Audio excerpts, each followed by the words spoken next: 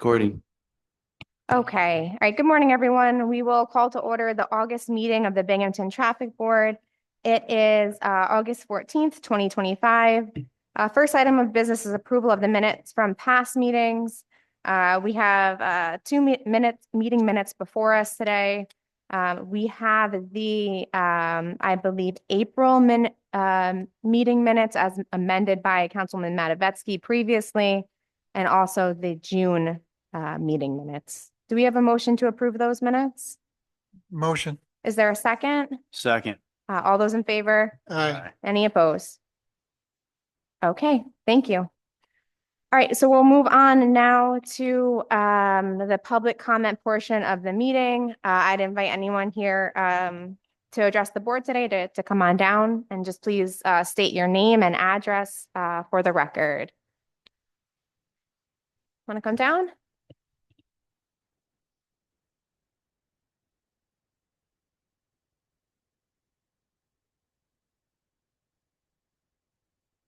And you just have to press the button there, so the light on the microphone should be green. Should be. Press it one more time for me. Was green. Okay, I think you should be okay to go. Okay. Okay. Thank you. Good morning, everyone.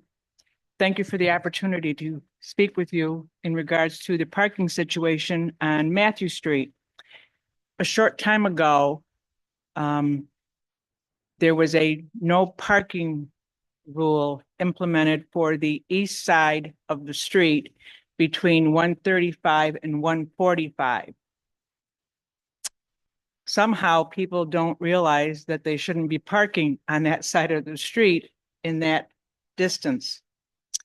And recently there was an ambulance coming up the street. It's a crest of a hill. So you can't see if you're coming north or you're going south. You cannot really see over that. And the ambulance was going south. There was a car coming up. And thank God they didn't collide, but they both had to slow down, and the ambulance actually moved over because there was not a car parked on that side. I was hoping that we could see no parking on either side of the street between 135 and 145. Cars are bigger. I certainly think that the ambulance had a situation that certainly was alleviated when they couldn't navigate it so easily. So every house on that area has a driveway. There's no reason why they can't be using their driveways. So I'm hoping that we could take a look at that to kind of address the situation. Also, when I live on the west side of the street, so there's parking on my side. We park our cars in the driveway. When we are coming out, we really cannot see cars coming in either direction because we are right at the crest of the hill. I mean, we're just an accident waiting to happen to getting out of the driveway there. So I don't know if we can do anything about this, but I'm certainly going to try. So I thank you for your time. Can you just state your name, please? My name is Georgia Baker, 141 Matthew Street, Binghamton, New York. Okay, thank you. Thank you for coming. Thank you very much. Sure. So, and just to kind of close the loop, we'll add for the next meeting to take a look at doing no parking on both sides of Matthew Street there in that one section, which I have in the email that you sent. So we'll have the traffic division out to take a look. They've already been in the area and they're looking to do increased enforcement over there for parking violations of the existing no parking. So that's what we'll do for next time. Thank you. So 131 to 135? 131 to 135, Matthews.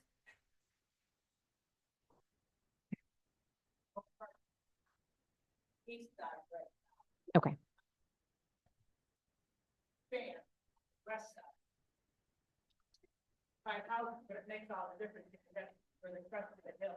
Okay. We have our trailer right there right now. Yeah. It's been there since Monday. Today we're gonna put on the other side to do the count. of the Okay. vehicle and see the speeds and stuff.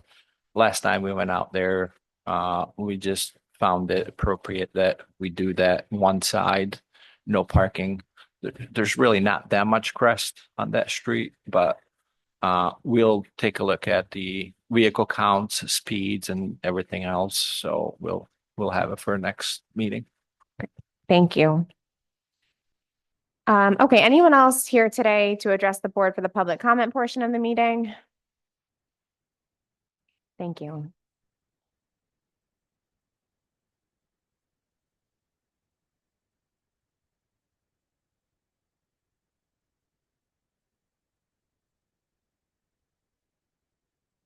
Are we on?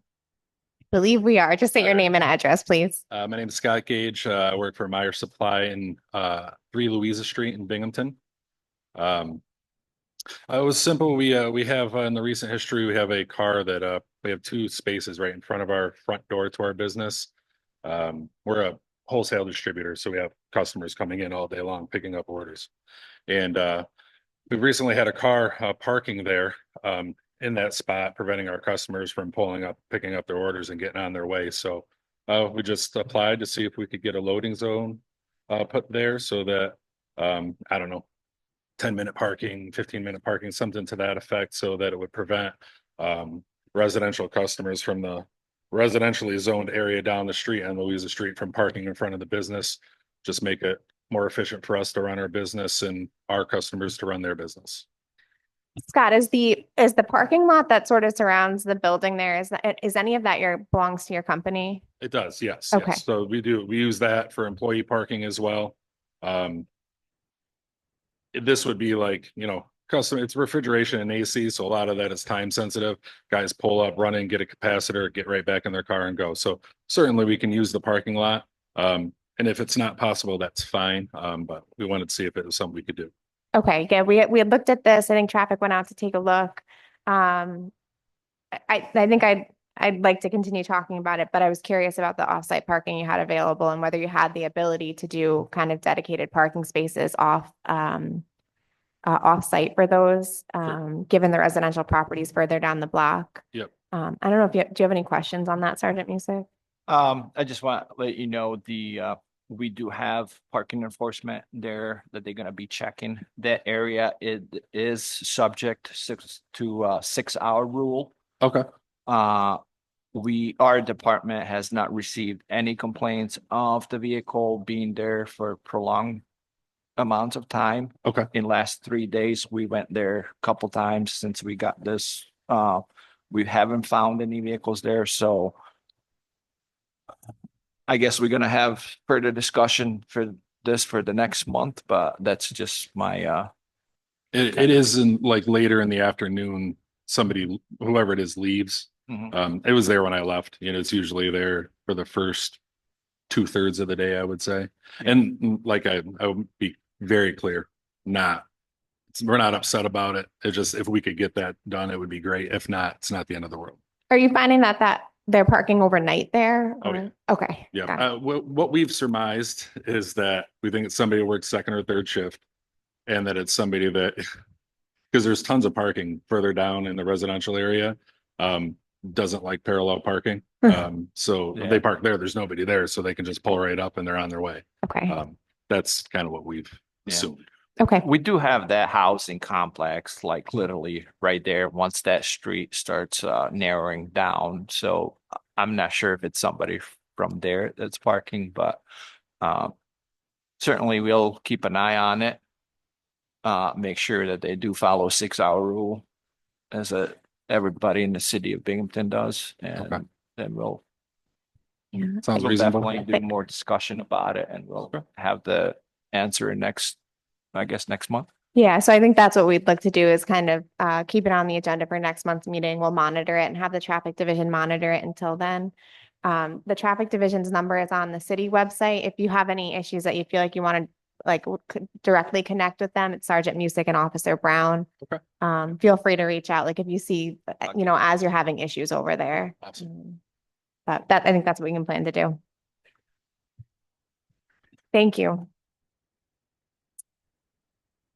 All right, I don't believe anyone else is here today for the public comment portion of the meeting, so we will move on to the new business section. The first item on the agenda is a requested review of the on-street parking outside 53 Shenango Street.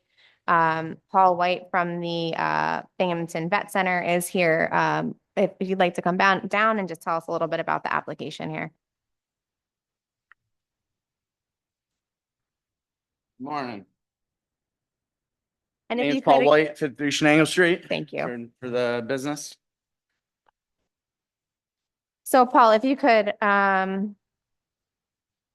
give the brief overview of the request, but then just fill in the gaps here on anything I may be missing and why you have a need for this. You submitted an application for essentially designated VA only parking signage on the west side of Shenango Street in front of the Binghamton Vet Center during business hours, which are listed here Monday to Friday, 8 a.m. through 4:30 p.m.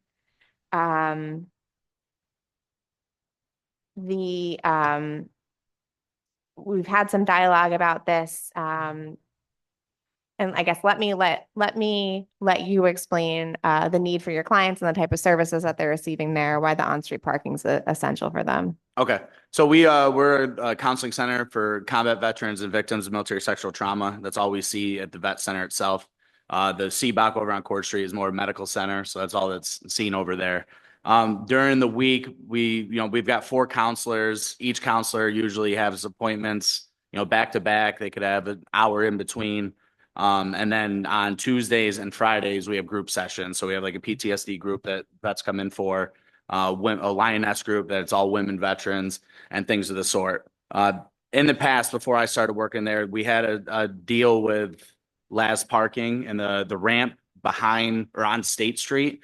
For whatever reason, that fell through prior to me coming on. I'm working on that as well. But the problem is even with that location during school with BU, there's limited parking in that ramp.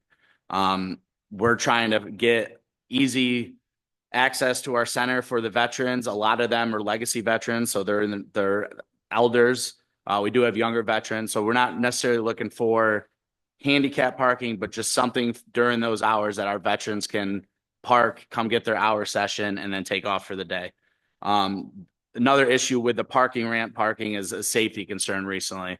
So we have a lot of homeless that are behind our building that we've reported a few times, but the elderly are scared to come down from the ramp to be able to get in for services as well.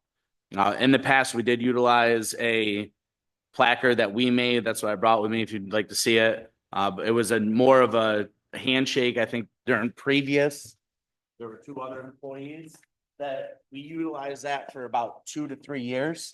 I have the veterans put it in their windshield so no one can access it. It's actually in the car. They would see that and they wouldn't ticket us. Would you like to see it, gentlemen? Yeah.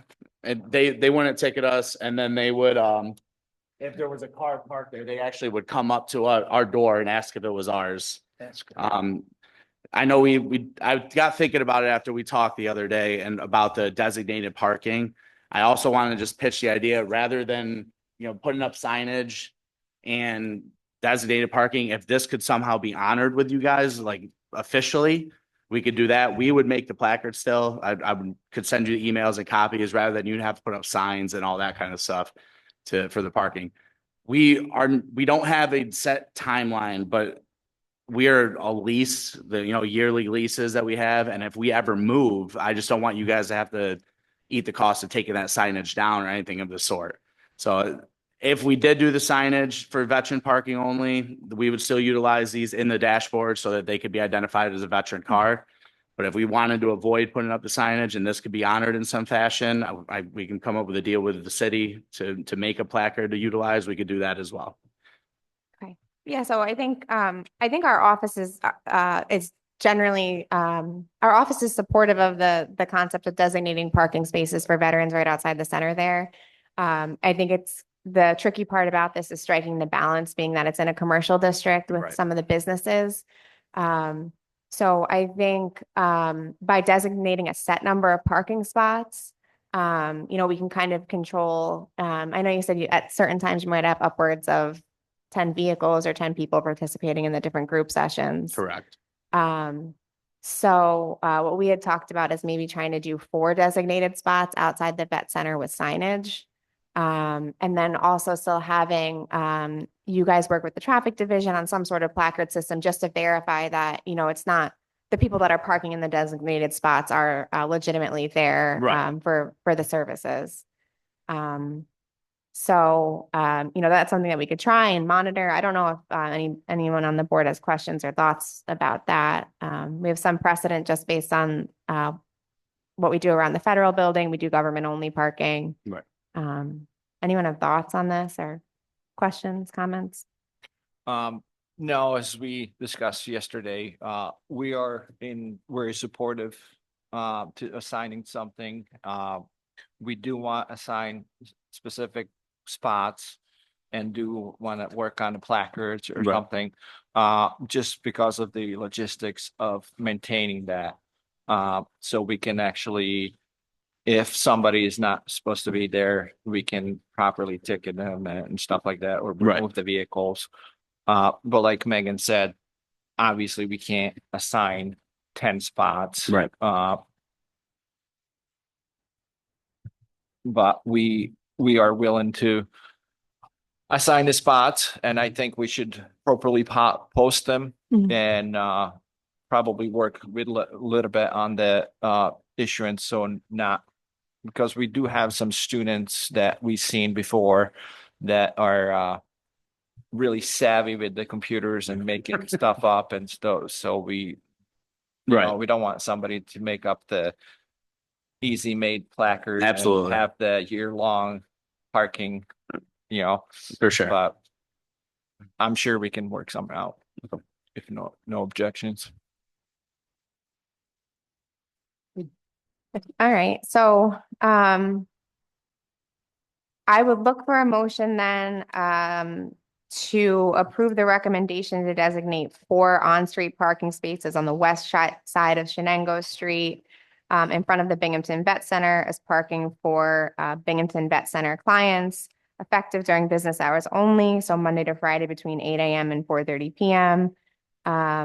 With the understanding that the Binghamton Vet Center will work with the traffic division on language for the signage and the placard system. Is there a motion? Motion. Second? And we're also gonna keep the handicap parking that was Correct. there too. Yes, maintaining the handicap parking space there. So Ron, motion is there a second? Second. All those in favor? Aye. Any opposed? Okay, thank you. I do have one question if possible. So in the Sure. meantime, prior to signage going up, are we able to utilize these for now until just so that the veterans can actually park out there and not pay until those signs come up, and then we'll. That's a good question that you bring up. There's a 30-day review window after the traffic board passes items on the agenda. So let's connect after the meeting if that's okay, directly, and we can figure out for the month period in the meantime Okay. how we want to handle that. Awesome. Okay. Thank you. Thank you. All right. Next item on the agenda is a requested review for no parking signage outside of 174 Court Street, adjacent to the visitor parking lot curb cut. This was submitted by AVRE. They explain in their application, quite often the front of cars will extend over and into AVRE drive entrance. When this occurs, cars attempting to enter have a narrow area to negotiate or have to drive over the curb. Cars parked in the street that impede entrance to the entry drive affect AVRE employees, customers, consumers, and visitors.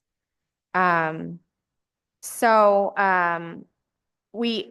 were able to take a quick look at this. There is signage in place further down on Court Street.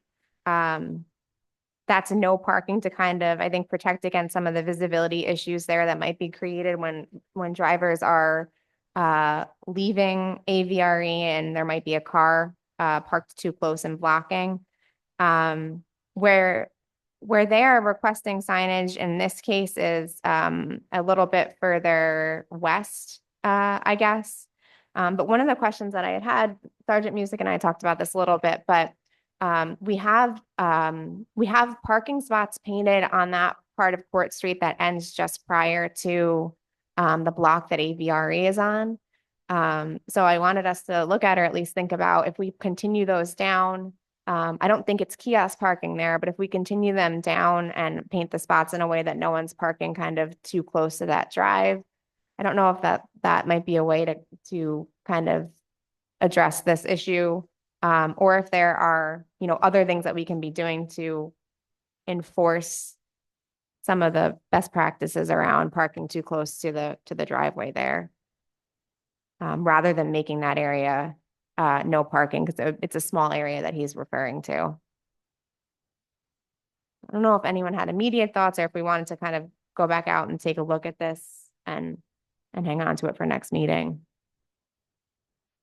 We can certainly take a look at it, but I do want to point that is the entrance into their parking lot where they're asking for no. So it's really not obstructing. If the vehicles are coming westbound, they have full view of the street. And if they're going eastbound and just turning right into the entrance, unless somebody is misusing the entrance and exit out of that, then I can see if they're exiting out of that portion of the driveway, I can see that vehicle being obstruction of view if they're going westbound.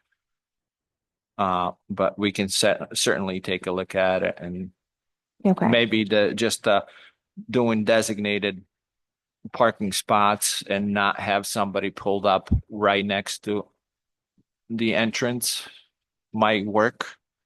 Or we just might need the no parking sign here too. That will suffice, but we can definitely take a look at it. Okay. Right. So we can look at this further, connect with AVRE if needed on any questions that might be surrounding this. And I would look for a motion to table to the September meeting. Is there a motion? Motion. Second? Second. All those in favor? Aye. Any opposed? Okay. So we'll review that again in September. Okay, next item on the agenda, this is a request for a review of pedestrian safety improvements of the existing crosswalk and consideration of additional signage and lights on Rotary Avenue and Riverside Drive. This was sent in on behalf of Councilwoman Middleton and resident Barbara Scarlett.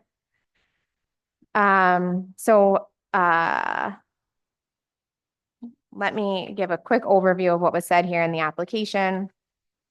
The current crosswalk needs a flashing light mechanism so that cars will stop when a pedestrian seeks to safely cross Riverside Drive to access the hospital and medical offices on the south side of the drive, and again when leaving those offices and hospital. I have attempted to cross there many times and have also noticed other people also attempting to cross riskily. The timing of the stoplights at Neelan and Beethoven do not serve to protect pedestrian crossing. They serve to keep traffic flowing at the expense of any pedestrians. So both BMTS and the traffic division took a look at this. BMTS isn't here, where they weren't able to attend the board meeting today. But they sent over an overview of some initial recommendations on this intersection. The traffic division confirmed that pedestrian crossing signage exists already in both directions, and the intersection has ladder style crosswalks in place. BMTS is recommending adding yield here to pedestrian signage at the crosswalk. And then they also make mention of an in-road yield to pedestrians in the crosswalk sign that could be effective. I think that is something a little bit different than past practice in the city. BMTS notes that it would likely require some kind of partnership with Lourdes Hospital. And we haven't had any sort of those discussions yet. And then they make mention of a handful of other measures that the board could consider further down the line if we feel additional steps are needed there. So I think a couple things on this, being that BMTS wasn't able to make the meeting today. I think we can I think the recommended yield here to pedestrian signage isn't kind of an easy thing that we can look to do today. But we can come back to discussing this at the September meeting, unless anyone has thoughts, comments, anything for today. My only other thing is I think DPW has looked at the timing of the lights there, but we can do that again if needed. We can look at them again. They're all within regulation. Okay. We can play with them a little bit if you want a little bit longer time. But we've looked at these previously at this intersection. Okay, I thought so. Okay. All right, I think the recommendation on the table today, though, from BMTS is the adding yield here to pedestrian signage at the crosswalk. Anyone object to that? Adding some additional signage there? Okay. If not, then I would look for a motion to adopt that recommendation to add yield here to pedestrian signage at the intersection of Rotary Avenue and Riverside Drive as recommended by BMTS. Motion. Is there a second? Second. All those in favor? Aye. Any opposed? Okay.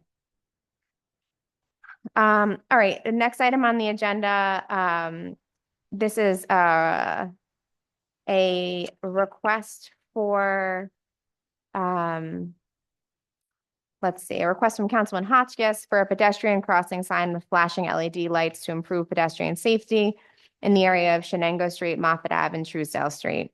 So similar to our last item, we had BMTS take a look at this, and they had a handful of recommendations. Traffic Division was also out to look at this, I believe, confirmed that pedestrian crossing signage exists in both directions. And the intersection has ladder style crosswalks in place. Am I right on that, Sergeant Music? Their crosswalks are all painted there? Okay. Yes. Okay. So let me provide the context from the application from Councilman Hotchkiss. To improve pedestrian safety for families walking to Sherry Lindsay Park, a request was made for a pedestrian crossing sign with flashing LED lights due to the volume of traffic and the high rate of speed for vehicles and the high volume of pedestrians, particularly in the summer months. I hope you'll strongly consider this a necessary improvement. So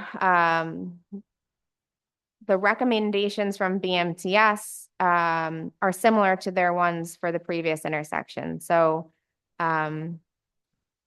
consider installation of advanced pedestrian crossing warning signs. The current signage in the area would make it difficult to add yield here to pedestrian signs at the crosswalk without creating sign clutter. And they know at and in road yield to pedestrians and the crosswalk sign would be effective. The city would likely need to be responsible for putting it in the road and taking it out as needed. So this is similar to the last application where I think the recommendation of in-road signage is something we need to discuss a little bit further with departments in terms of logistics, but their recommendation of advanced pedestrian crossing warning signs, I have no objection to if we feel that makes sense there.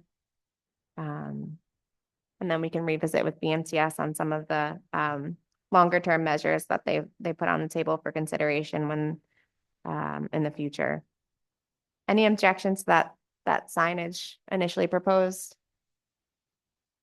Okay. We're proposing regular non-flashing signage, correct? That's the initial recommendation from BMTS. So they say for both of these intersections, if initial improvements don't work, we can consider looking at rectangular rapid flash beacons and other measures. But initially, they're just recommending the standard signage.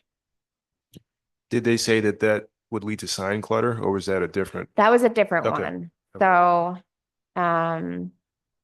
they're recommending installation of advanced pedestrian crossing warning signs. What they're saying would lead to sign clutter, is yield here to pedestrian signs at the crosswalk.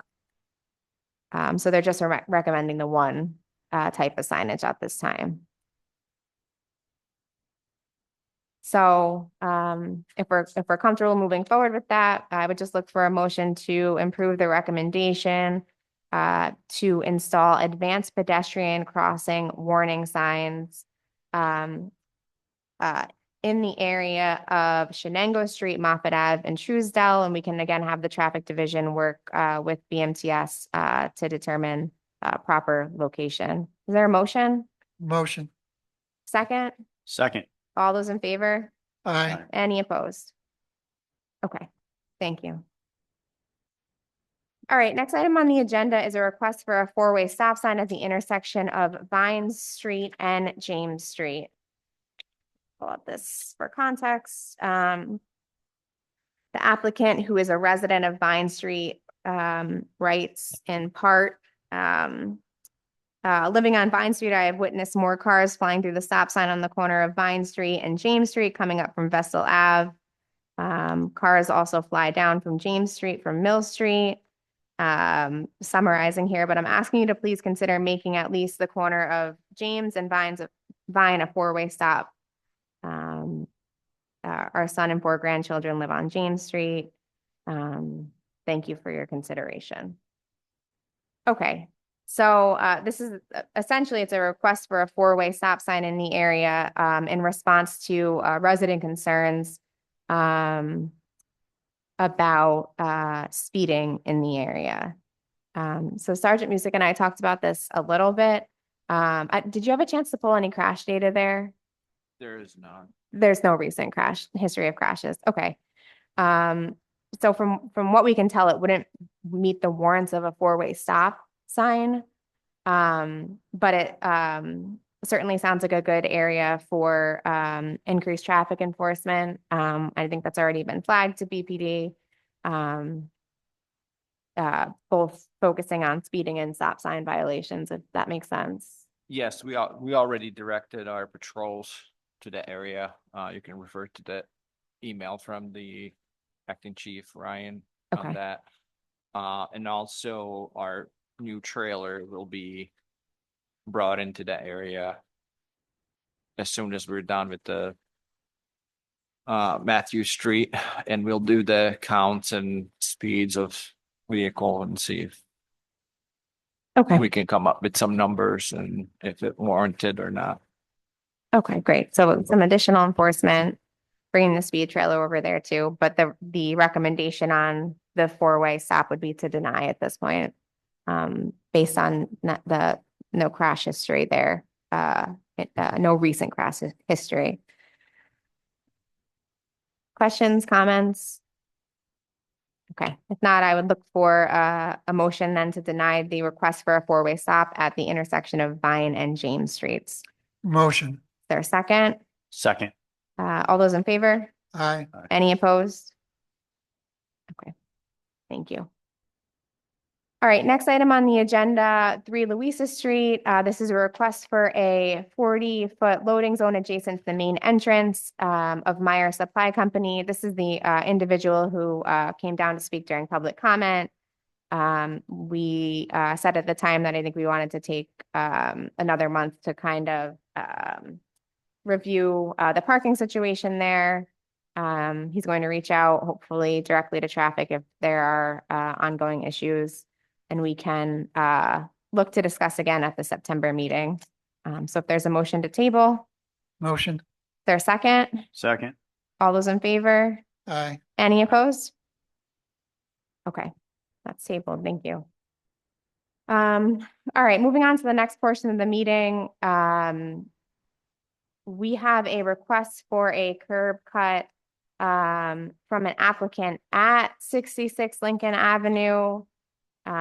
This was a mistake on my end that we did this last time too. That's the applicant's address, but the address for the curb cut is on Rotary. I don't know if we have that in front of us.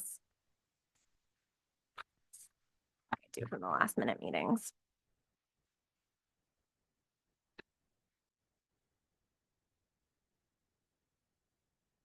I'm looking it up. I think it's 63 Rotary. That sounds right. Did the applicant provide anything further to us, Tito? Did we ever hear back from him? It is 63 Rotary, and no, we haven't. I reached out yesterday, asked him if he wanted to proceed, and he didn't respond. Okay, because I think the initial response from engineering and traffic was that what he was proposing originally, there's not enough room for a curb cut there. Yeah, I don't believe he can get a parking space in there. Okay. I'm ready to vote no. Yeah. Yeah, should we just deny it at this time? And if he updates the drawing, we can put it new on the agenda. If I don't know if there is a way for him to. I mean, just scaling it from the GIS, he's only got about 8 foot wide. But he doesn't have the length. There's like 13 feet maybe. Okay. And then he's going to be blocking the stairs, which is an escape for the upstairs. Okay. So I don't think that there should be a parking space in there. Okay. Are you in agreement, Sergeant Music? Yeah, I'm in same agreement. Okay. All right, Tito, if he submits anything updated, we can always put it back for the September meeting on the agenda, but as presented, then I would look for a request to, I'm sorry, I would look for a motion to deny the request for a curb cut in front of 63 Rotary Ave. Motion. Is there a second? Second. All those in favor? Aye. Any opposed? Okay, thank you. Okay, last item here on the agenda, this is a requested review of the intersection of Cary Street and State Street. There was a request for a stop sign here and some additional signage. We had asked, if I recall correctly, we had asked BMTS to do a review of this intersection for us as well. And I have not received anything from them, and I did not follow up with them when we spoke earlier this week. So let me just see from the meetings from the minutes from last time.